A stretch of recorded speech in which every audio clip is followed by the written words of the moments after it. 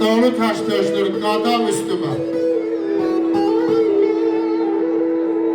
Can evim tablamaz bu ağırlığa, ya divarı uçacaq jadam üstümə. Soğurdum illərin ayın günündə, xəcalət çəkirəm ömrün önündə.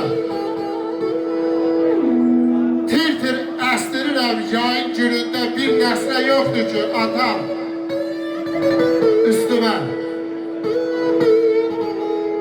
Səslərəm haraya, Allahı gəlməz. Gəlməz məzunlarım tərahı gəlməz. Gəlməz naşi gələr, vallahi gəlməz bir əməli salih adam üstümə. Köçürəm dağlara, köçüm köçməmiş. Kənarda qalmışam, seçim seçməmiş. Heç kimə baxmazsan, üçüm keçməmiş.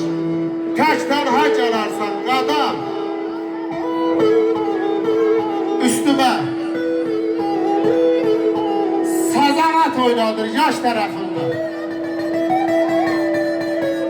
Əl östad zədə var daş tərəfində. Bir ağac əkərsiz, bir ağac əkərsiz baş tərəfində.